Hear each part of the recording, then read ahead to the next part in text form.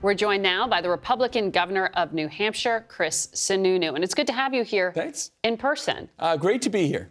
Better here than the rest of Washington, because this whole town gives me the chills sometimes. Well, you might need to go get over that if you're going to run for 1600 Pennsylvania Avenue, as apparently you are considering doing. Well, look, a lot of opportunity to change things, right? And I try to approach everything in kind of a hopeful, optimistic way. I think New Hampshire has this awesome model of live free or die. Limited government, local control, individual responsibility, really putting the voters first and kind of adhering to that federalism model where states and cities and towns, they should have a lot of the say. You know, send them some money, which is nice, but send them the regulatory authority too. So a little decentralizing out of Washington and maybe a little better attitude would be a good thing for America.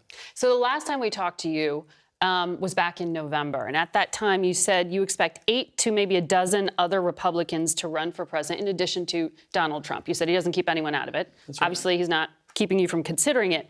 But what's the proactive reason you want to be president? Not something that President Biden's doing wrong, but something you want to achieve. Yeah, which is the right question you're asking, by the way, because it drives me crazy when Republicans talk in an echo chamber about, how bad, the president is and Democrats. We got the memo as Republicans. You got to be for something. What I'm trying to do is kind of show that New Hampshire model, show the opportunity to get stuff done. I've had Republicans in my legislature. I have Democrats in my legislature. I always get my conservative agendas done. We always cut taxes. We always balance a budget. And I can explain to folks in Washington what a balanced budget actually means. So there are paths, and I think America is looking for results. We need results-driven leadership, not just leadership that, look, whether it's cutting taxes, being pro-business, the regulatory reform, the immigration stuff that we were told was going to happen in 2017 and 2018 as Republicans, and it didn't. We were told health care reform would happen. It didn't. We were told we were going to secure the border, and we didn't. So there's all this great opportunity that has a domino effect. They're not just things to check off a list, but those things have huge impacts on the American economy and, most importantly, American families, right? They just want flexibility to do what they do. And frankly, they're tired of the nonsense in D.C. They're tired of extreme candidates. They're tired of gridlock. They want somebody to come to the table. And it could be myself. It could be other governors. But it has to be leadership with proven results. I've been in the private sector as an engineer and a business leader. I've been in the public sector.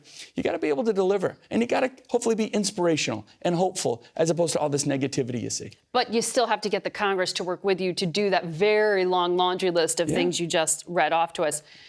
So when you were here in November, you told us that President Biden would not run for president. In your estimation, you just saw him up close for the past few days. Is that still what you believe? Well, I know other people will definitely run. They're going to get in the race. Democrats, you believe? Oh, absolutely. Yeah. Because why do you say that? Did someone tell you that in the last few days? Well, Joe Biden has tried to move the first in the nation primary from New Hampshire.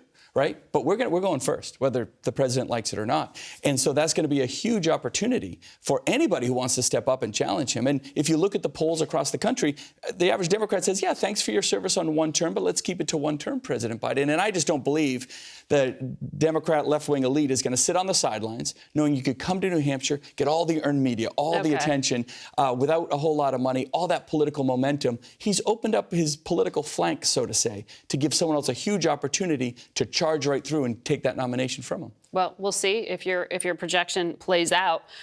You've been talking about trying to sort of remind the party that Republicans are about limited government. Yeah. You said recently Republicans are almost trying to outdo Democrats at their own game of being big government and having a solution and a say on everything.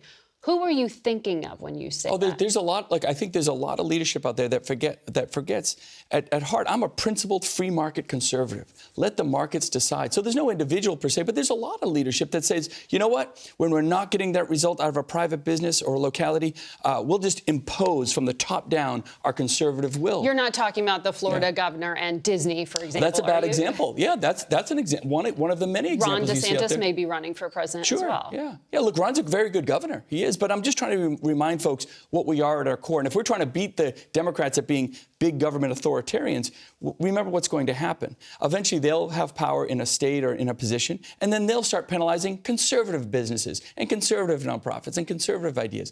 That is the worst precedent in the world. That's exactly what the Founding Fathers tried to avoid. And so I'm trying to remind my conservative friends about federalism, free markets, and being for the voter first, being for the individual. Do I like what every private business does? No. I hate this woke cancel culture.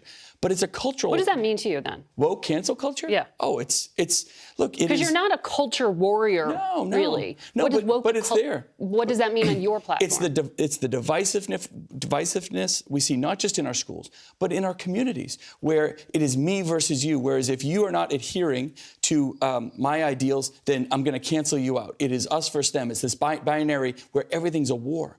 That's a cultural problem we have to fix in America, and it starts with good leadership, good messaging, more hopeful and optimistic, but government never solves a cultural problem. We can lead on it, but we never solve it. Interesting idea, but you are contradicted by the Republican governor of Arkansas, who gave the response for your party after the State of the Union, who embraced culture war. She says America's in one.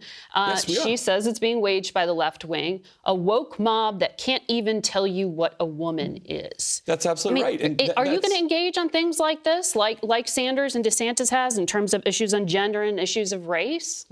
There should be absolute leadership on that, about what that's about. And this idea that, you have to, we have forced language, that we have forced ideas on our kids, that we're going to force anything. So you are going to be a culture warrior? No, we have to talk about that, but it isn't the government's role to solve it. The government is not here to solve your problems. It's not. The government is here to create. So a governor shouldn't be actually talking and engaging and telling school boards and doing things like this, or trying to pass laws like they are? I don't think governors should be trying to pass laws to subvert the will of the voters that know better than us. Voters know more than I do. The voters on that school board know. The voters in those towns know a lot more. And if that's the free market of politics, if they don't like the school board, they go to town meeting, they fire them, and they can get new leadership there. If they don't like the curriculum in New Hampshire, you go and have direct say.